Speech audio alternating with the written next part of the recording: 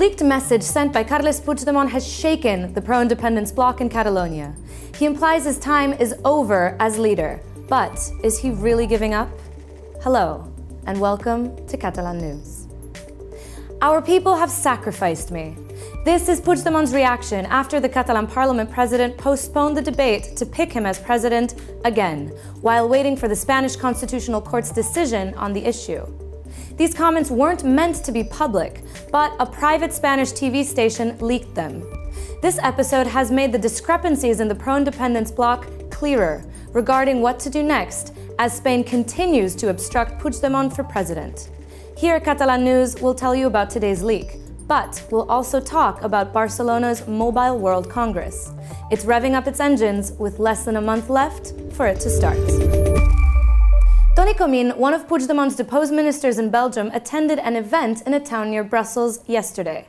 At some point, he checked his phone and read some messages from Puigdemont. What he didn't know was that his phone was being filmed from behind, so he couldn't even guess that the content of these messages would be published the following morning on a TV show from the TV outlet Telecinco. In his remarks, Puigdemont gave a gloomy perspective of his own future as pro-independence leader. These are images of the event hosted by the Flemish Pro-Independence Party yesterday in Leuven near Brussels. One of the attendees was Toni Comín, one of the deposed Catalan ministers in Belgium. What looked to be a somewhat irrelevant event for Catalan politics has ended up becoming something of a storm. A reporter caught Comín reading a message from Puigdemont in which he said the parties for a Catalan state have sacrificed him. He also said that it's all over for him and that Madrid's plan is triumphing. In this gloomy leaked message, he even said he will spend the rest of his life putting the past 2 years in order. Puigdemont's team today said that he had simply had a bad moment, but got over it later. He went on to tweet that he is not backing out. The leaked remarks came after the Catalan Parliament president, Torrent, decided to put the parliamentary session to swear him in as president on hold. Torrent is waiting for the Spanish Constitutional Court to have a final say on whether Puigdemont's bid is legal. Yet the Spanish Vice President advised him to give in now. Los gobiernos tenemos que pensar en el futuro de nuestro país y no en el nuestro propio. Eso es un consejo que yo me aplico y que se lo aplico también al señor Puigdemont. Torrent's move caused disagreements in the pro-independence bloc, which became more evident with the leaks. His Esquerra party supports Puigdemont but does not want a symbolic new president, but a real one. The deposed president's group, Together for Catalonia, and the far-left CUP party say that changing the presidential candidate because of judges in Madrid is giving in. In the meantime, direct rule of Catalonia will continue until a new MP is sworn in as president. And as the debate over the next president develops, the judicial investigation over the events that led to the Declaration of Independence is also going forward. A Spanish newspaper claims that the Spanish Supreme Court might bar all top pro-independence leaders from office by March. This would happen even before the trial, expected by the end of the year. Today, more witnesses testified, including a former Catalan business minister, as the case becomes more complex. All members of Puigdemont's cabinet are being investigated. 2 of them are in pre-trial prison, while 5 are in Brussels, and 7 more are out on bond, after having spent up to 1 month behind bars. 6 members of the former Parliament Bureau, led by Carme Forcadell, are also out on bail. Forcadell herself spent 1 night in prison. Additionally, 2 grassroots leaders have now spent 3.5 months incarcerated. 6 more pro-independence leaders are being investigated and will testify in mid-February. Overall, 28 officials are involved in the case, with 12 having spent time in prison at some point. 4 of them are still being held in custody. Moving on to technology. The Mobile World Congress is coming to town once more. It's less than a month left, and today organizers gave an insight about what is to be expected this time around. Barcelona will be the center of the wireless industry once more.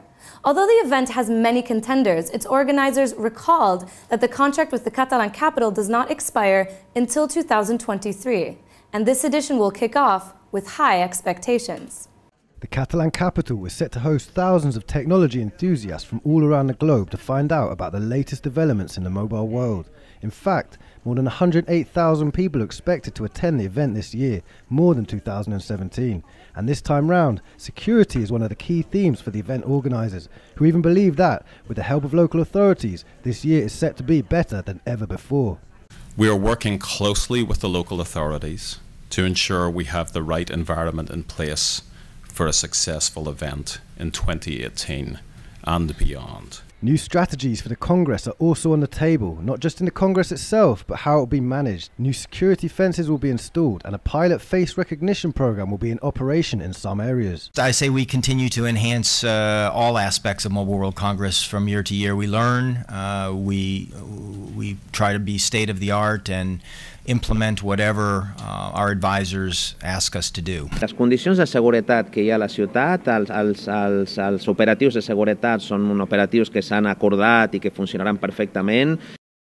Keeping in with the theme of being at the cutting edge of the mobile technology world, this year's event will also showcase innovations in artificial intelligence, solar-powered drones, as well as what the future for mobile phones holds. Visitors will also be able to learn how new technologies can help meet United Nations objectives in development and sustainability. The Congress runs from February 26th to March the 1st.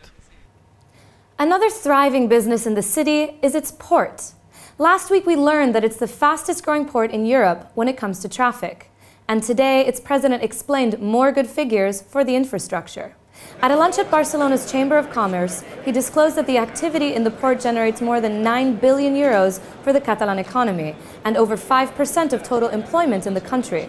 What's more, he said that the traffic has been increasing by 50% this January compared to 12 months ago, with an also remarkable boost in the number of tourists coming by cruise. Pablo Picasso is one of the best-known painters in history.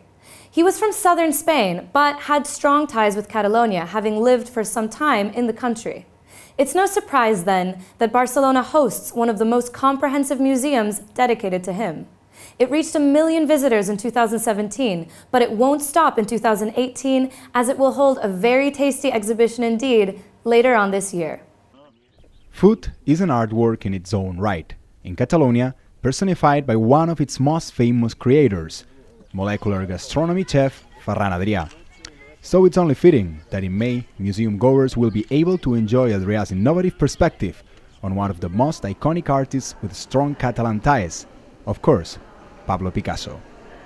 The Picasso Museum exhibit is called Picasso's Kitchen. It aims to provide a new gaze on the painter through one of the defining elements of his life in Catalonia, that of food. The gastronomic universe of the artist will be retraced through the restaurants he ate at, and the utensils and ingredients featuring many of his still lives, showing what they meant for his creative process. Celebrated Catalan chef Ferran Adrià will also have a say. The multiple-time winner of the bar restaurant in the world recognition is to discuss the similarities between Picasso's genius and contemporary culinary creation. Keep an eye out for this date. Meanwhile, the exhibit will be open from May 25 to September the 30th. And that's not the only new Picasso proposition to enjoy this year. Francophiles, for example, will have the international-facing Picasso Discovers Paris exhibit, starting September 18 until January 6, 2019. In it, there will be art from the Musée d'Orsay and the National Picasso Museum of Paris, with names like Delacroix, Manet, Toulouse-Lautrec, Degas, Cézanne, and Gauguin, and of course, Picasso himself.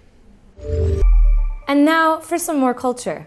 Catalonia's public film archive, Filmoteca de Catalunya, is holding its first large retrospective of 2018. The protagonist? You may have heard of him. It's the English director, Ken Loach.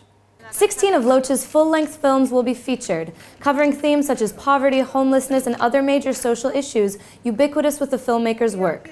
The man himself has often been defined as a social realist, and in fact, social programs were at the very heart of his speech given at the inauguration of the retrospective at the Filmoteca, presenting his latest film from 2016, I, Daniel Blake.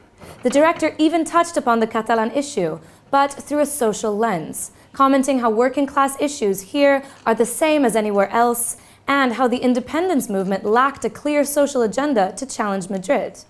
We don't see the social program of the independence movement that would challenge the social program of the Madrid government. That's what hasn't been clear to us. The interests of the working class people here are the same as the working class people in other parts of the Iberian Peninsula and throughout Europe. But before we go, we leave you with images of another unique part of Catalan culture. It's a street party with fire as the protagonist. There are bonfires, people dressed up as diables or demons, and even correfocs, people running through the streets with fireworks flying off them. And, of course, live music. To some, it might look like something straight out of pagan times, but it's always a guarantee for fun. Enjoy, and see you tomorrow.